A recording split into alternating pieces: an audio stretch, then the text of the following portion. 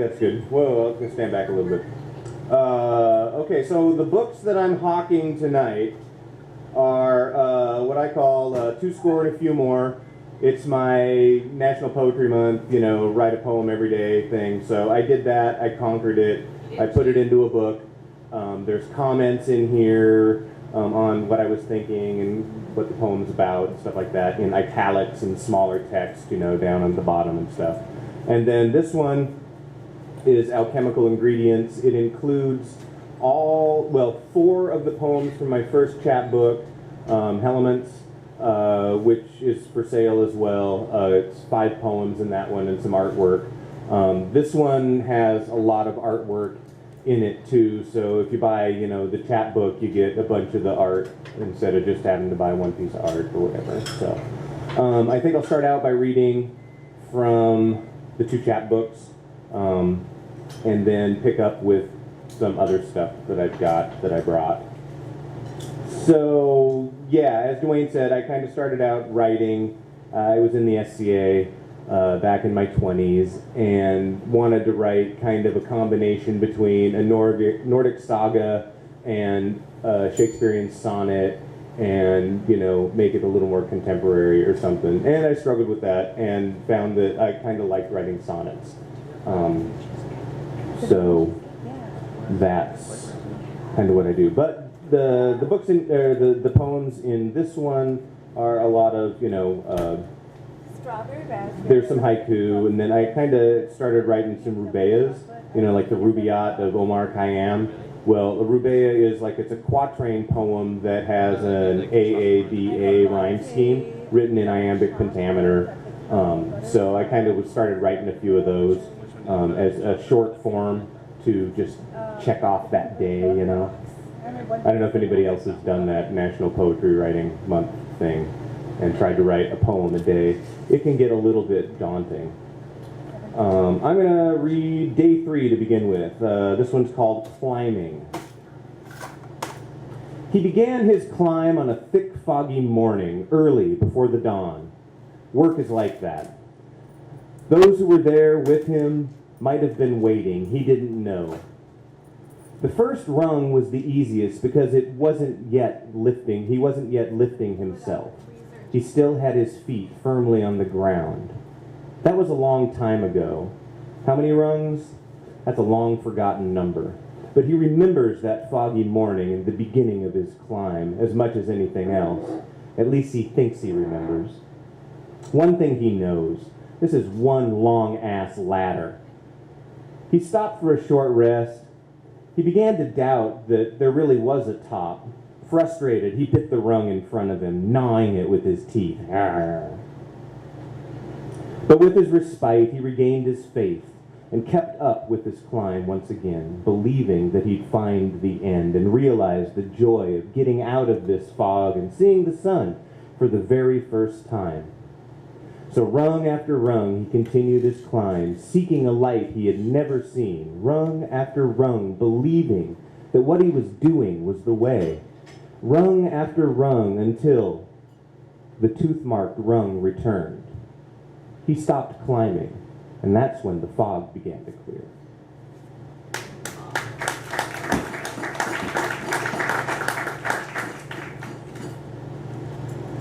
Day 6, Rituals. The sunlight is breaking on the horizon. The 5:50 train has just rolled by. I roll to the right, spinning clockwise, and right myself from the horizontal.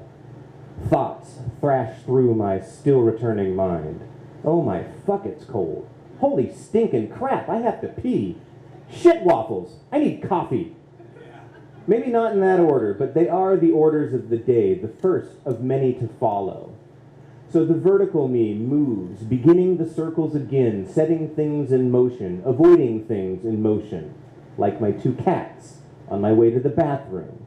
They are weaving wondrous spells between my legs, but they stand guard every night over my mostly dead corpse and keep my soul safe from harm each morning.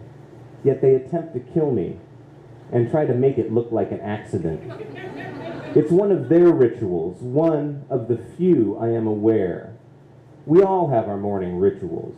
One of mine is the dreamy march to the altar amid my kitchen, where I weave my morning spells by mixing mixing the water of life with the fire in the beam, coaxing out the sunshine trapped within, breathing in the aroma of love, taking the power of the world, dancing merrily with goats and traveling high into the mountains with mules, exploring new places every day, every morning, for at least one cup.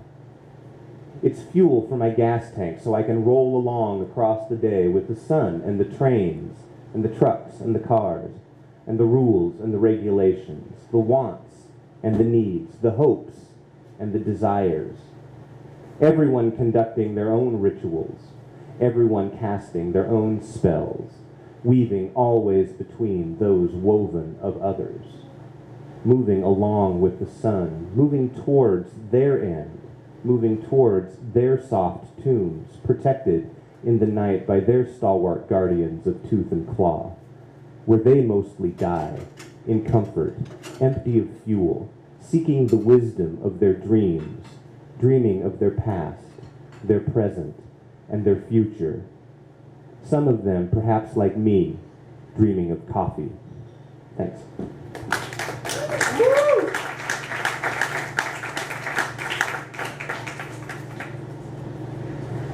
I wrote this one kind of about Shell's cat. Day 8, yes, invisible in the moonlight. At the height of midsummer, the night is short and warm. The moon is in the right place. The air is still and favors a good hunt. My fur is perfect. I glow invisible in the moonlight, moving between the moonbeams to the place I wait and watch and pounce and eat, to see what this night will bring me. I am the lightning claw and the dagger mouth, king of my vast domain. Tonight, I am invisible in the moonlight of midsummer, sleek fur, bending the beams to the other side, where I can see all the things that are there in this place, where I wait and watch and pounce and eat.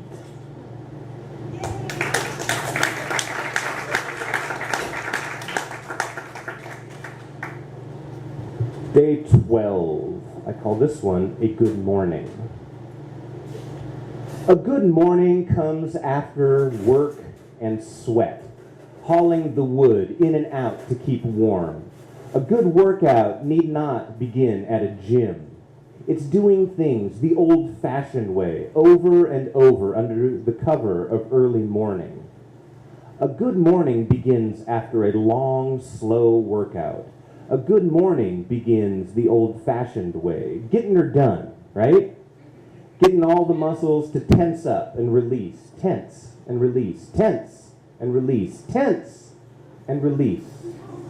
A good morning is a lazy morning, one that lingers long into noon, lying low in and out of sleep's tunnels, exercising the old-fashioned way, over and over under the covers, hearts racing and bodies moving, sweaty. Lusty birds serenading our work, whistling for us as we do it because we're too out of breath and our lips are busy with other things. They're tangled like our limbs and wet with morning dew. A good morning comes after a wrestling match, one where everybody wins. Yes, I'll say it again. A good morning comes after work and sweat.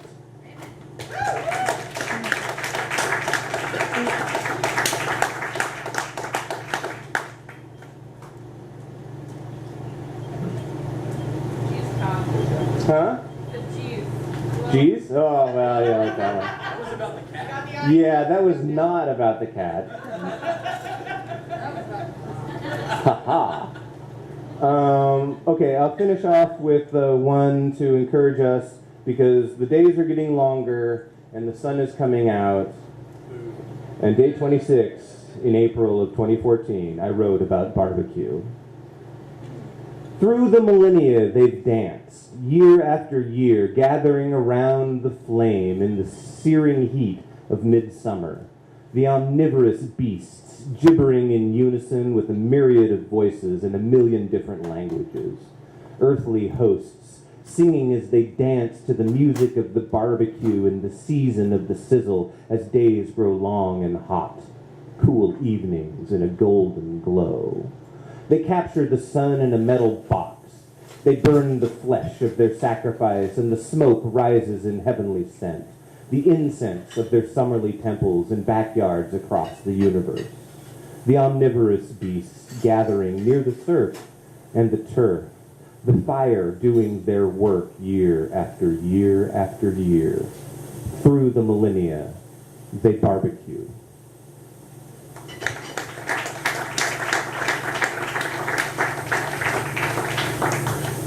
All right, I'll read a couple out of here. Okay, I like this one, Unbound. It goes with this picture. Are you taking a picture? Oh, there's a card. See? Back here. Huh? Oh, and I've got folding cards. They're what, $2 each? $2 each. 2 for $5 or something. 2 for, I don't know. They're on the price tag right there. I call this one Unbound. Leather straps untangle walking into the woods as they are caught in the low-down tree limbs and snatching underbrush. They are tugged at by flitting birds and small mammals with an eye for such things. And when the last bond is carried away in the antlers of the stag, one walks unbound again, and one can see the things that matter, the forest through the trees, the love in the world, the suffering, the nature of things. I'm back.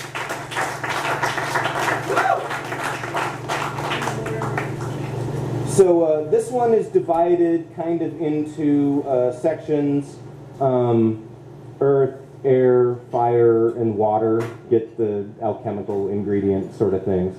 So I'm going to read, my water one that I free wrote. Water is from my first chapbook where I wrote about the 4 elements and the 5th element of, the human soul. So, water. I am the Mickey Mouse molecule, a necessity of life and a bringer of death. I am the blood of everything. I carry the rainbow within my diamond heart. I can jump into the sky and hide in the atmosphere, surfing my way to distant lands. I am the level everything seeks. Around and around I reign supreme. I can crack mountains apart and move them where I want. I pass through you, maybe once or twice a day. I am in your heart and I am in your breath. You lived in me before you were born and will dissolve back into me when you are dead. I am only so much, though, and I am very old. I partied with your ancestors. A lot. Needless to say, I have been around. I have passed through everything more times than I can remember. You should think about that.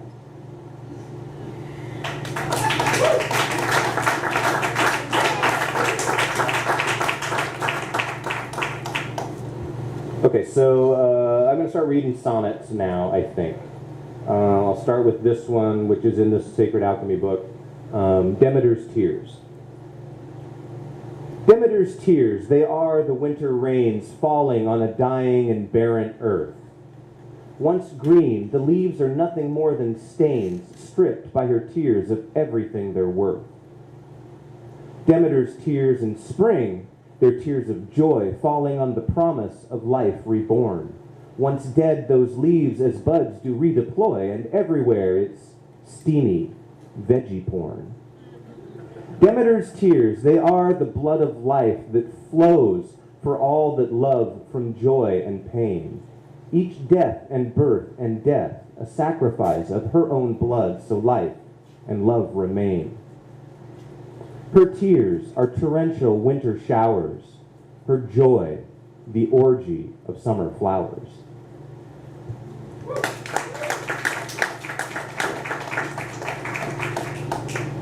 And this will be my new chapbook, probably this year sometime. I'll print it. I kind of got a title for it already.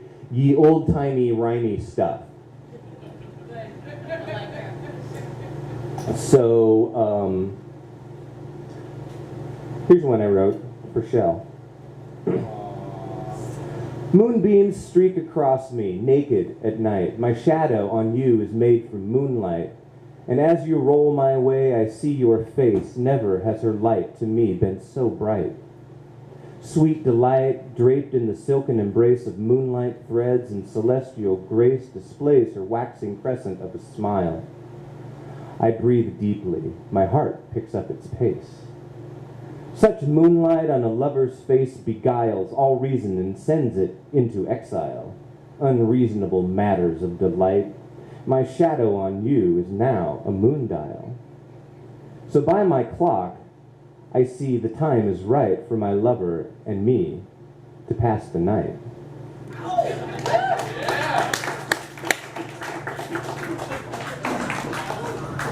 This one's one I wrote really early on when I started writing sonnets. This one just kind of flowed out and it works really good. It's a love sonnet. A drowning man. You laugh, but you'll be crying by the end. A drowning man has little air to lose and clings to life as bubbles rise above him to a surface which distorts his view. Below him are darkness and little love. He tries to cry, but no sound can be heard. Nearly wasted, he looks above again and sees something he thinks looks like a bird, then thinks of angels, reckoning his sins. At last, a hand reaches down towards his life. He sees his lover, and she smiles back. He praises God, so sure she'll end his strife. He smiles as everything turns to black. If I were drowning and you were the sea, I'd gladly die to become a part of thee. See, and that's more of an old-timey one, because if you notice the last word, I used thee. We don't use that anymore here, unless we're pronouncing the differently, you know. The.